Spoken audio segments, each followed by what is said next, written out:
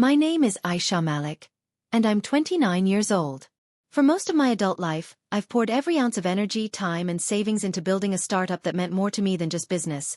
It was my identity, my vision, and my escape from a past that often dismissed my potential. I grew up in a traditional household in Lahore, Pakistan, where expectations for daughters were rooted more in marriage prospects than entrepreneurial ambition. My older brother, Bilal, was always considered the golden child, sharp, presentable, and the one destined to take the family name to new heights. I didn't begrudge him for it, not entirely, but I quietly resented how easily he was praised for even the smallest achievements, while I had to fight tooth and nail just to be taken seriously. After completing my degree in computer science, I turned down a lucrative job offer to pursue an idea I couldn't stop thinking about. A platform that could connect freelancers in underserved regions with global clients using AI-based matching systems. I named it Skill Nest. It started in my bedroom with a second-hand laptop, slow internet, and a heart full of hope. The early years were brutal.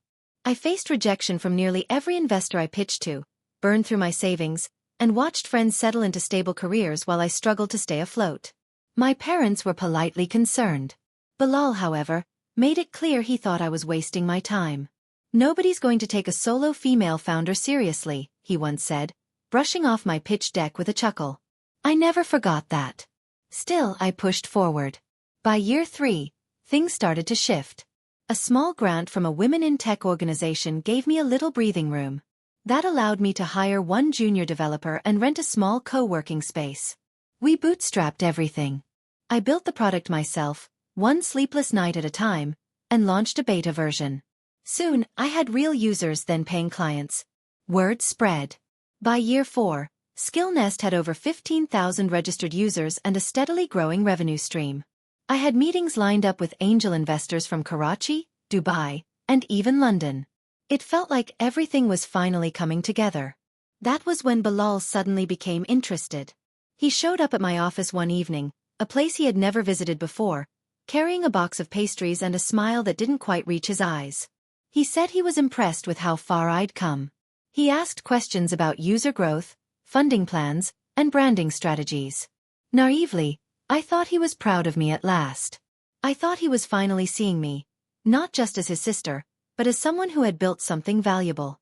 So when he asked if I wanted help structuring the next round of investment conversations, I said yes. He had an MBA, connections in the corporate world, and experience negotiating with high-stakes clients. I figured his involvement, even in a limited advisory role, could help open doors. I never imagined he'd use those doors to shut me out.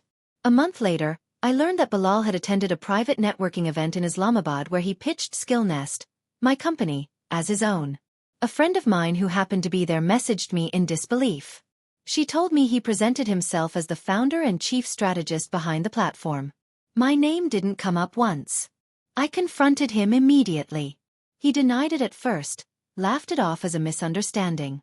But then the photos surfaced, him standing at the podium with the Skillnest logo behind him, giving a keynote about his journey as a tech entrepreneur. I was livid. I felt betrayed in a way that cut deeper than I expected. He hadn't just stolen credit. He had stolen a story I had bled to build. When I confronted my parents, they were sympathetic, but cautious. "Maybe he just wanted to help," my mother suggested. My father told me to be the bigger person and let it go. "You both benefit if the company grows," he said, completely missing the point. It wasn't about ego. It was about truth, integrity, and the fact that my brother had essentially erased me from my own narrative. I knew then that if I didn't take action, I'd lose more than just investor trust. I'd lose my identity in the story I created. In the days that followed, my inbox filled with meeting requests, from investors who had spoken to Bilal and wanted to discuss next steps. Most assumed he was the primary founder. Some didn't even know I existed. I realized that every minute I delayed correcting the narrative gave him more power. So I went into damage control. I drafted a full statement of clarification, reached out to every investor directly, and scheduled face-to-face meetings with the most important ones. I gathered every document, development timeline, company registration paper, and legal proof showing I had founded and built Skillnest alone. But even as I prepared my case, a part of me ached. Not just because of the betrayal, but because it came from someone I once hoped would be proud of me. The final blow came when Bilal tried to lock me out of the company bank account.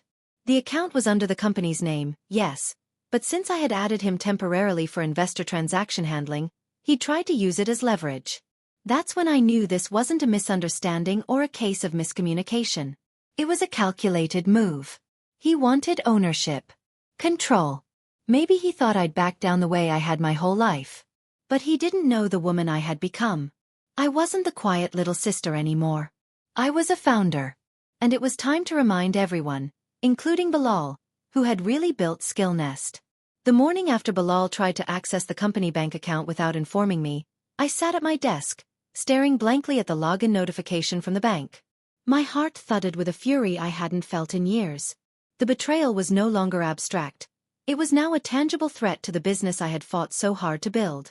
I had trusted him, not out of naivety, but out of a desperate hope that perhaps for once, someone in my family would back me, not for the credit or the optics, but because they believed in me. That hope was now crumbling fast. I knew if I didn't act swiftly and smartly, I could lose everything. My company, my credibility, and my future. Despite the overwhelming emotions, I refused to fall apart. I took a deep breath, pulled out my legal binder, and began assembling every document that proved my sole ownership of Skillnest. Incorporation papers, digital receipts, trademark filings, prototype timestamps, IP rights, all of it. I even contacted my lawyer to make sure I had everything in place. It was strange, the way crisis sharpened my focus. While my personal world was spinning, my professional instincts kicked in. I was no longer a founder in the early days of bootstrapping. I was a CEO defending her empire. Meanwhile, Bilal began circling the investor scene more aggressively. He had already set up Zoom calls and in-person coffee meetings with people I had introduced him to. My network was slowly being poisoned with his version of the story, and every hour that passed without correction was making it harder for me to reclaim what was mine. I decided to go public with the truth. I wrote a carefully worded statement on LinkedIn, detailing the history of Skillnest, from its inception to the present day. I made sure to name names, share dates, and speak from a place of calm authority. I didn't accuse anyone directly. I didn't need to. The facts told the story well enough. The post went viral within our professional circles. Former mentors, colleagues, and even some early investors commented to express their support. A few publicly confirmed my narrative, recalling pitch meetings and emails from years ago. Bilal remained silent at first, likely caught off guard by the wave of validation I was receiving. But it didn't take long before he tried to spin it. He put out his own post, vaguely referring to miscommunication and collaboration between siblings, painting himself as a supportive brother who had merely overstepped in his enthusiasm. It was a clever move, one that cast doubt without directly denying what had happened. For some, it worked. But for others, the damage was done. What hurt more than anything wasn't just the attempted takeover, but the silence of some of our shared family members. My parents, still hesitant to choose sides, said little. My mother, over tea one evening, gently advised me to keep the peace, as though what Bilal had done was a small family misunderstanding, not a deliberate effort to steal a company. My father didn't say much at all, just sighed deeply and muttered something about blood being thicker than water. But I knew better now.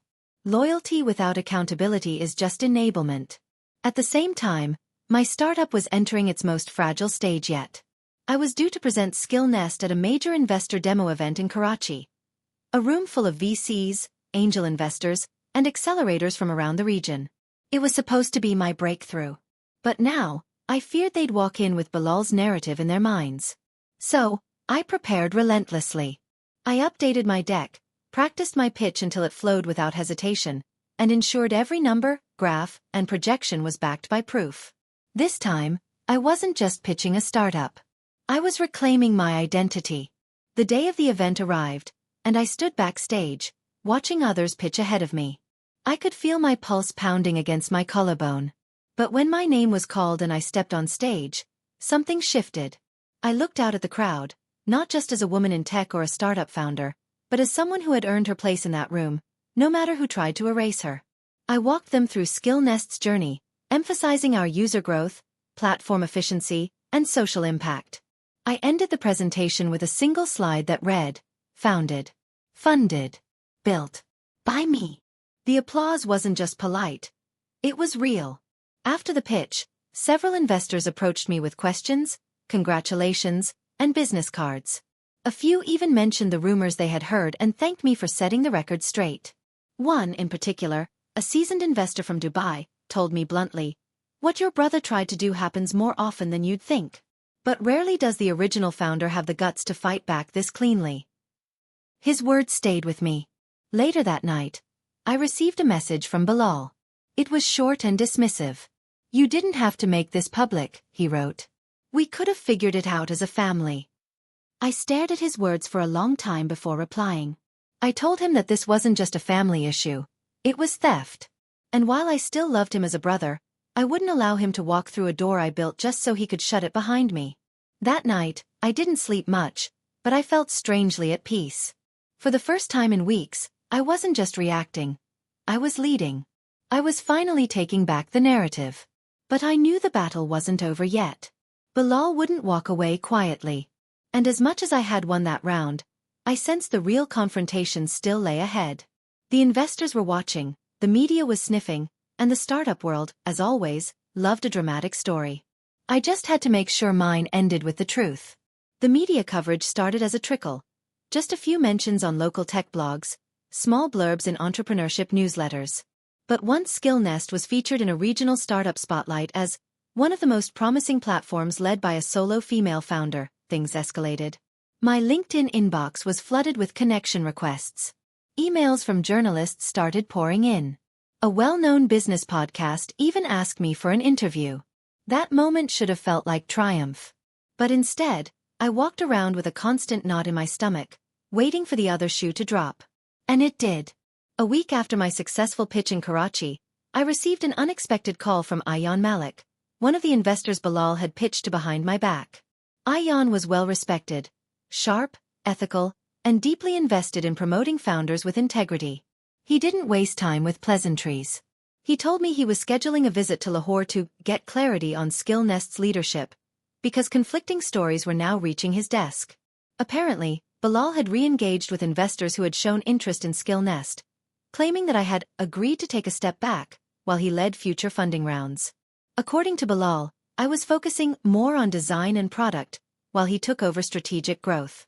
It was an outright lie, one I hadn't even imagined he'd have the audacity to repeat. I wanted to scream.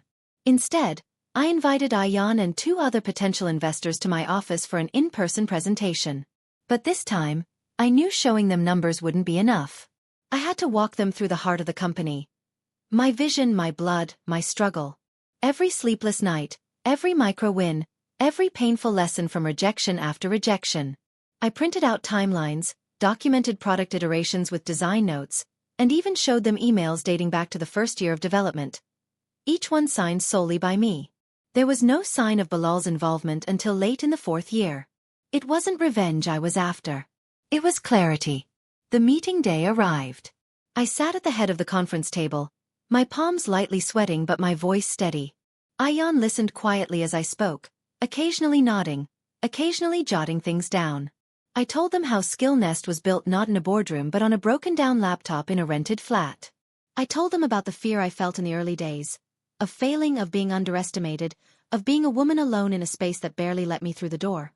And then I showed them the proof. My name on every official document, my face in every early launch video, my voice in every investor pitch until Bilal appeared out of nowhere. When I was done, Ayaan leaned back in his chair, folded his arms and said, "I believe you." The two other investors nodded. One of them even smiled. It was the first time in weeks I felt like I could exhale without fear. They didn't just believe me. They respected me. But that's when Ayaan said something I hadn't expected. "You need to prepare for legal escalation," he warned. "Because if your brother pushed this far already, he might not stop just because people know the truth."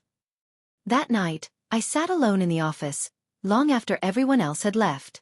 I thought about everything Ayaan said, and for the first time, the weight of it all truly settled in. This wasn't just sibling rivalry anymore. This was corporate identity theft, and if Bilal decided to escalate, I'd be dragged into a legal battle I never wanted. But I also realized something else. Until now, I'd been on the defensive, reacting to Bilal's moves, cleaning up his lies, trying to fix what he'd broken. But from that moment on, I knew I had to change the game. I had to play offense. The next day, I made two major decisions. First, I officially removed Bilal's access from all company assets. Bank accounts, cloud drives, client communication channels, everything. My lawyer drafted a formal letter, citing unauthorized representation and misappropriation of company identity. We also filed a cease and desist notice for any further use of the Skillnest name or branding by Bilal. Second, I contacted a trusted PR firm. If Bilal wanted to play public, I'd make sure my voice was the loudest and clearest in the room. The PR team helped me craft a series of communications that positioned me not just as a founder in conflict, but as a woman standing up against the kind of professional gaslighting so many others experienced but rarely had the tools to fight. We published a feature article titled, Founder First: How Aisha Malik Reclaimed Her Startup from a Family Betrayal. It spread quickly. Comments flooded in from women in business, from founders who'd been erased, from people who had watched their ideas stolen by those closest to them. My story resonated, not just because of what happened, but because I refused to stay silent about it. In the days that followed, the investor community started shifting more openly in my favor. Some issued quiet statements of support, others withdrew their interest from Bilal entirely. One even forwarded me an email thread where Bilal had tried to subtly discredit me, suggesting I was too emotionally attached to run the company at scale. That email became evidence in my legal file. Every move he made became another thread in the rope he was tying around himself. But with momentum came new pressure. I was under constant scrutiny now. Every tweet, every update on Skillnest's progress, every public event. I had to navigate it with precision. Bilal, meanwhile, had gone silent. I knew he was watching. And I knew silence didn't mean surrender. It meant strategy.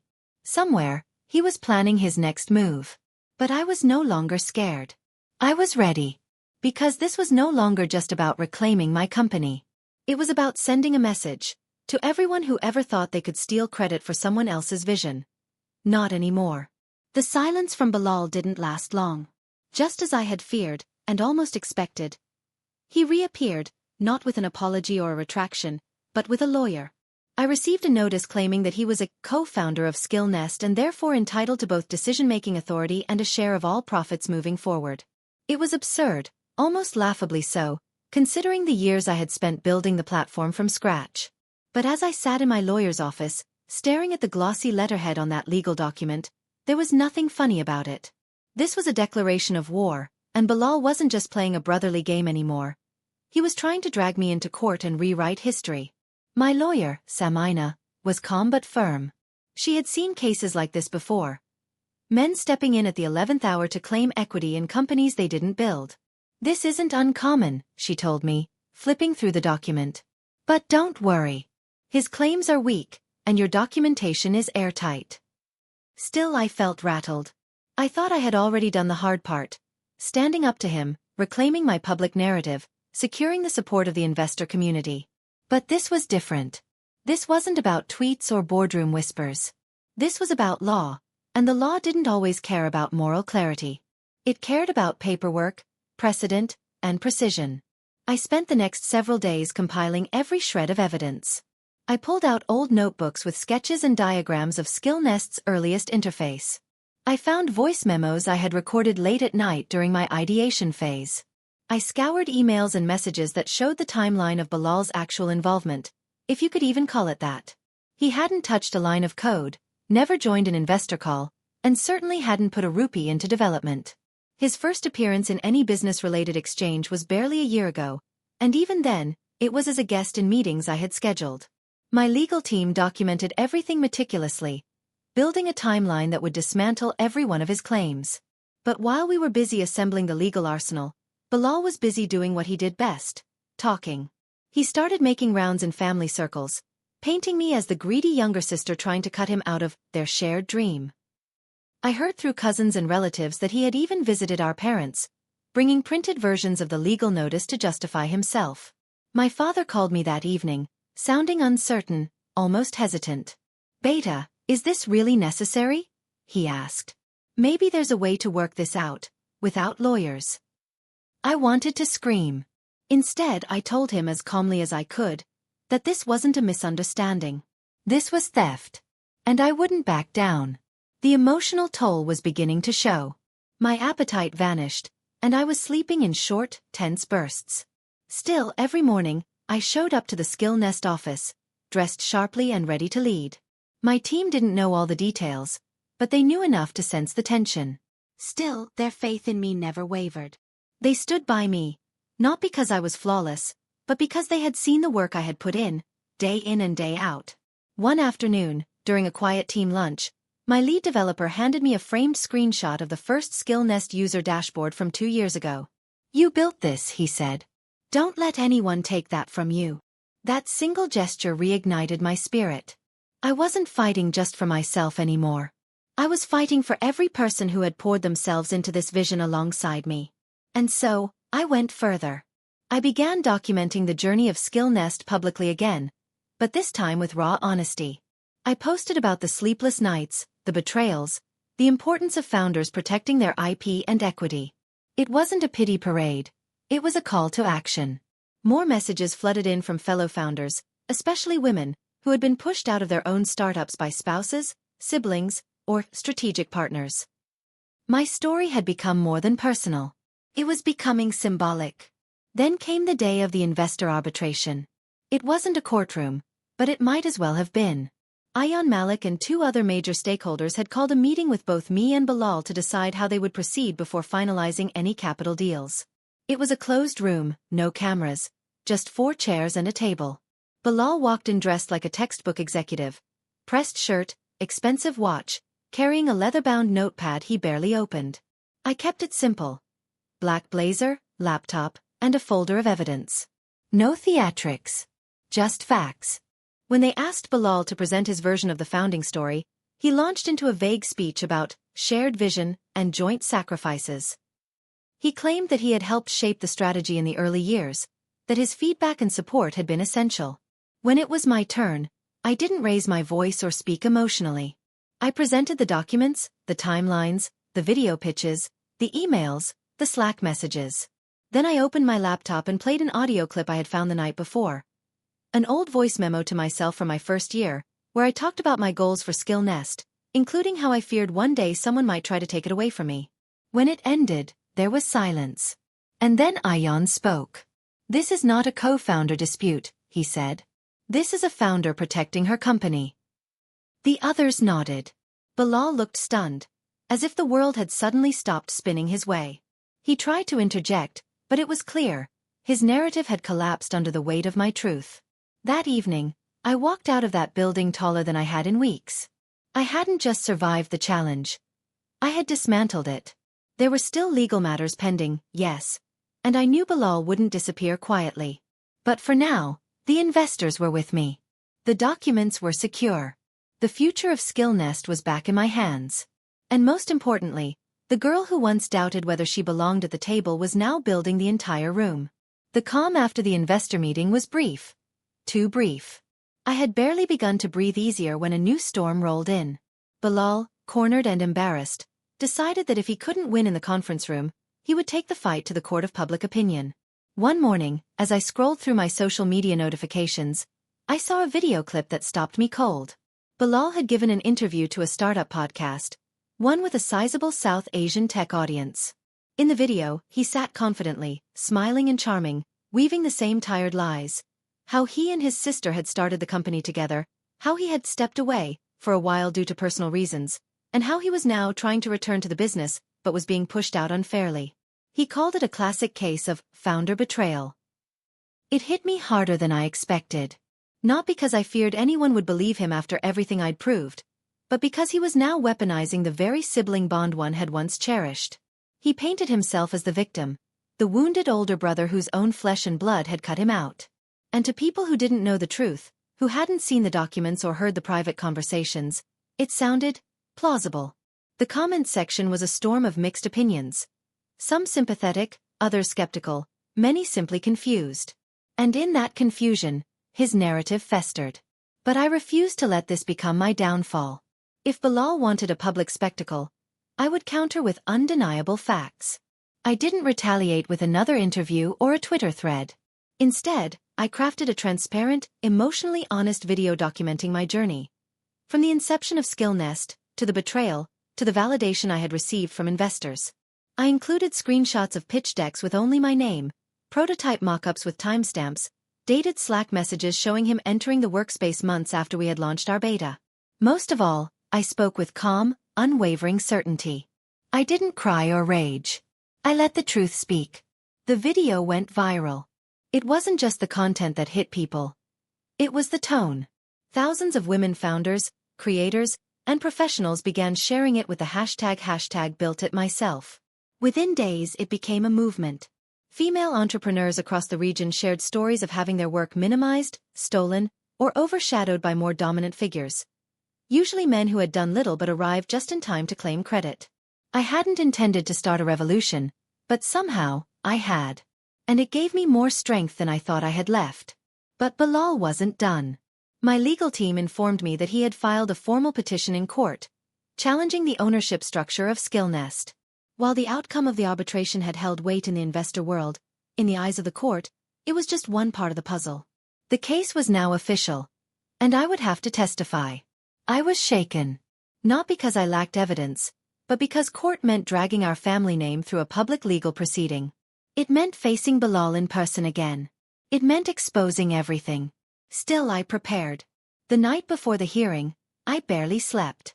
My room was quiet, the moonlight filtering through the curtains. I sat at my desk, going over every page of documentation again, every email, every photo. Then I opened a folder I hadn't looked at in months. It was filled with letters I had written to myself during the first year of Skillnest. Pep talks for the hard days, reminders that I was capable, that my work mattered.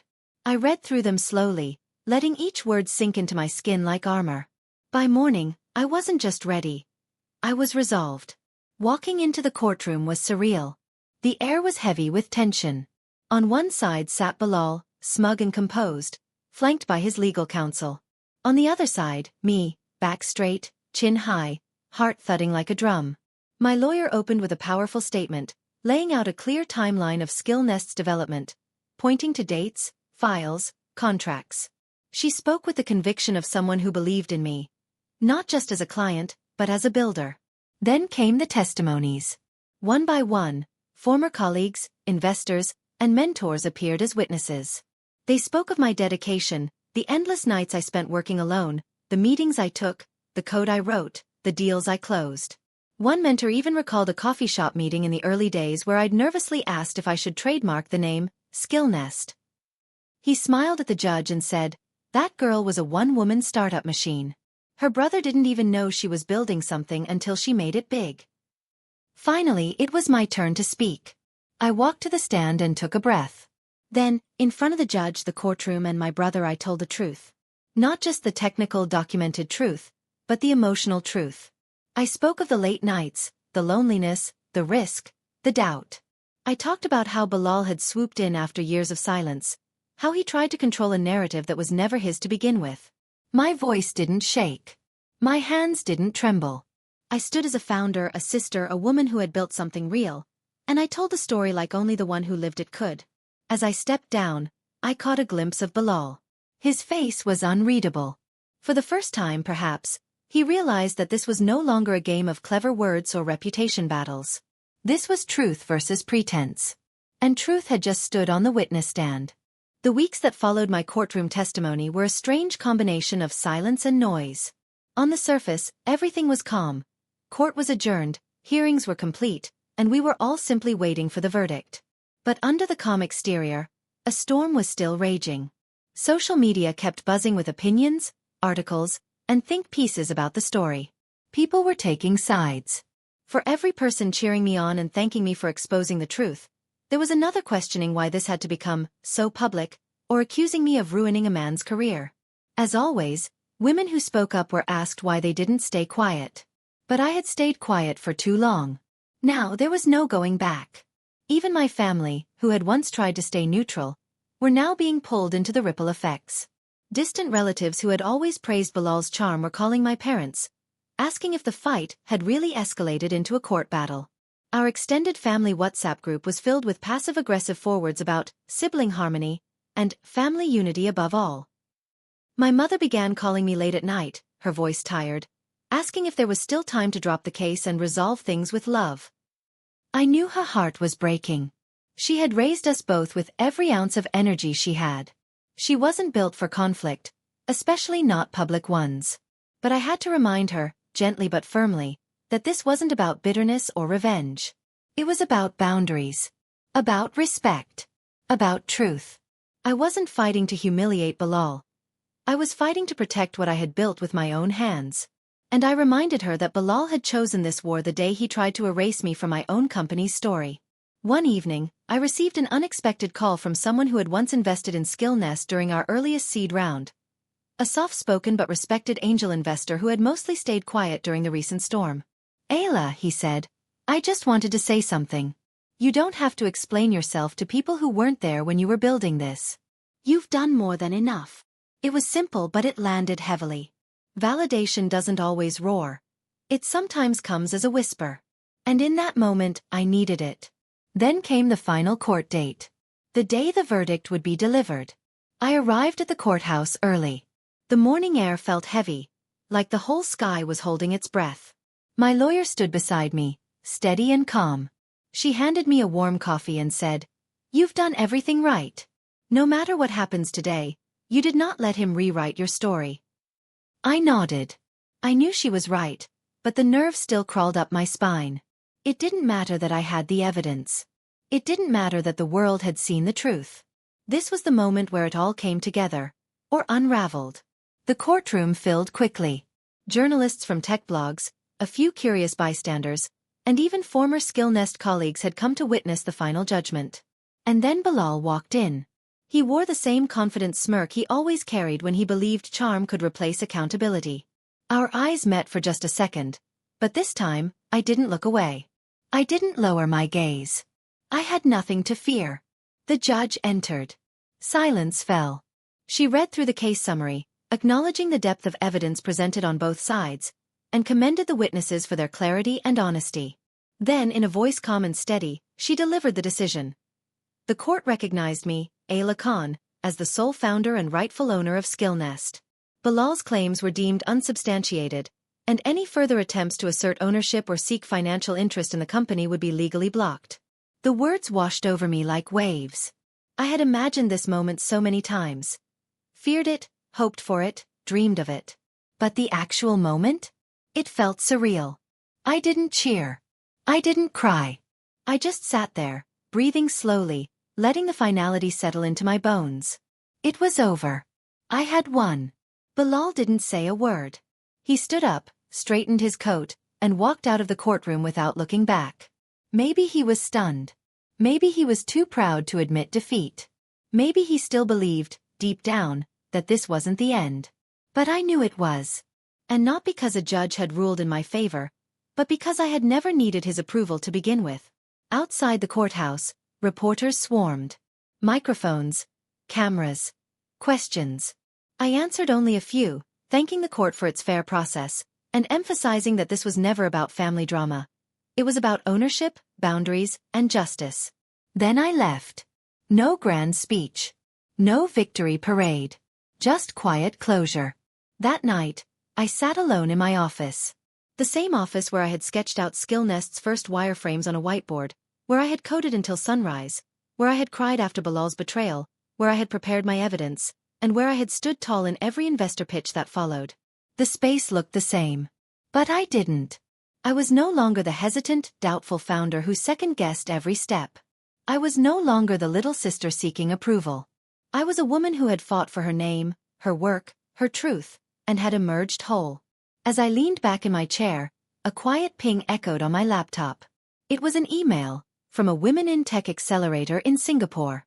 They had seen my story, followed the trial, and wanted to invite me to be a keynote speaker at their upcoming summit.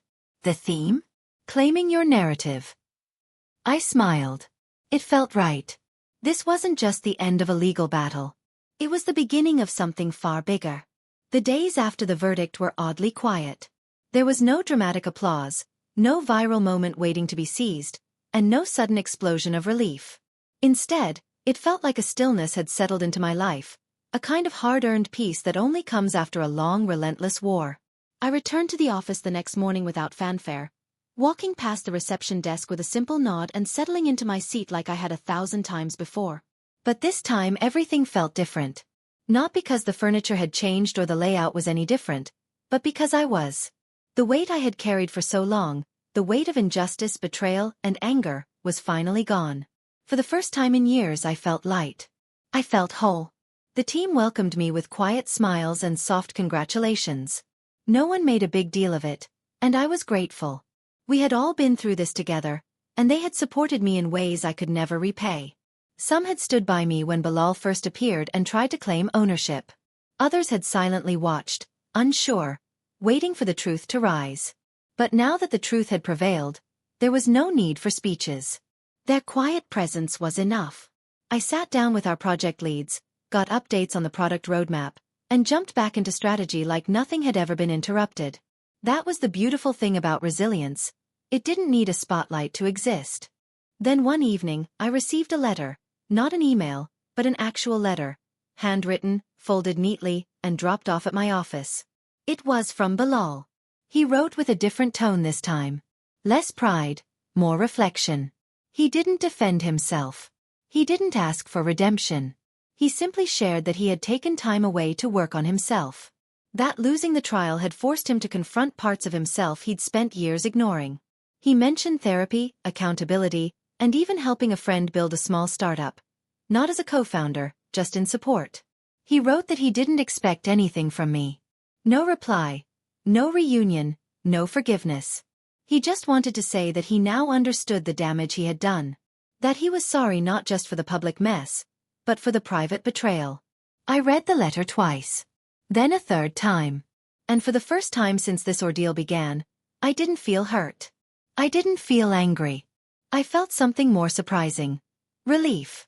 Not because he apologized, but because I finally understood something important. I didn't need anything more from him. Not closure. Not validation. His apology didn't fix what happened, but it gave me space to exhale. I placed the letter in the same drawer where I had put his earlier note. I didn't reply. But I did say a quiet prayer that he meant every word. Because if he truly did, then maybe we both had grown. By now, the media had moved on. Another tech scandal had captured their attention, and our story was no longer the headline. And I was grateful. I didn't want to be the symbol of sibling betrayal forever. I wanted to be remembered for my work, for Skillnest's impact, for how we built a platform that changed lives, for how we showed what was possible when a woman took her rightful place at the table. Months later, at an international women's tech summit, I walked onto the stage to speak. The auditorium was full of aspiring founders, seasoned investors, and curious students. My talk wasn't about the lawsuit. It was about building in the shadows, protecting your voice, and learning that no one can steal your light if you've anchored it from within. I told them my story, not as a victim, not as a fighter, but as a builder who refused to be erased. When I ended my talk, the applause wasn't thunderous. It was warm, lasting, human. And that meant everything. Afterward, a young woman came up to me, eyes bright with possibility. "Do you think I can really do it?" she asked. I smiled, remembering all the times I had asked that question myself. I looked her in the eye and said, "You already are." That moment, quiet and simple, felt like the true ending. Not the courtroom. Not the victory. But that whisper of hope passed forward, from one builder to another. If there's one thing I've learned from this entire journey, it's that the greatest threats to our dreams don't always come from the outside. They often come from the people we trust the most. But even deeper than that is this truth. No one can take what's truly yours if you never let go of who you are. I built Skillnest from scratch. Not just the product or the business model, but the purpose, the sleepless nights, the first 10 users, the investors who said no, and the ones who eventually said yes. It was forged from the stubborn fire of vision, doubt, and relentless belief. And yet, when Bilal took credit, I felt all of it slipping away in a moment. That's what betrayal does. It doesn't just hurt, it shakes your very sense of self. But as I look back now, I understand something I didn't back then. Pain has a strange way of shaping us. It exposes who we are when the cameras stop rolling, when no one's clapping, when it feels like the world has conspired to make us invisible. And in that darkness, if you refuse to dim your own light, that's where resilience is born. I didn't fight Bilal only because I wanted to win back my company. I fought because I needed to prove, to myself more than anyone, that I was worthy of everything I had built. That I didn't need to be louder or more charming or better connected. I just needed to be true. And being true meant standing in rooms where people underestimated me, holding my ground even when I was shaking inside, and showing the world, quietly, consistently, that I was the architect of my own story. This journey wasn't just about business. It was about boundaries. About realizing that even blood ties can blur when ego and ambition collide. Loving someone doesn't mean giving them permission to erase you. Family is important, yes. But self-respect is sacred. The moment I decided to choose myself, not out of bitterness, but out of clarity, was the moment my healing began. I stopped hoping Bilal would give me credit. I stopped waiting for the world to notice. I got up, built again, and let my work speak louder than my wounds. There's a cost to reclaiming your voice. You lose people. You lose illusions. You lose the version of yourself that used to say yes to everything, just to keep the peace. But what you gain is priceless. Inner alignment. Integrity. Peace. I started showing up differently after the lawsuit. Not just as a founder or a CEO, but as someone who had looked betrayal in the eye and still chose not to become bitter. I became more intentional with my team, more cautious with who I let in, and more fearless in how I told my story. I stopped shrinking to make others comfortable. And slowly, that made others around me braver too. For every woman out there who's been talked over in meetings, whose ideas were co-opted by louder voices, whose contributions were edited out of success stories, this is for you. You are not crazy. You are not too much. You are not imagining things. The world is still catching up to how powerful you are, and sometimes, that recognition takes time. But don't wait for permission to stand in your truth. Build. Speak. Claim. And if they try to erase you, write it all down, say it out loud, and refuse to disappear.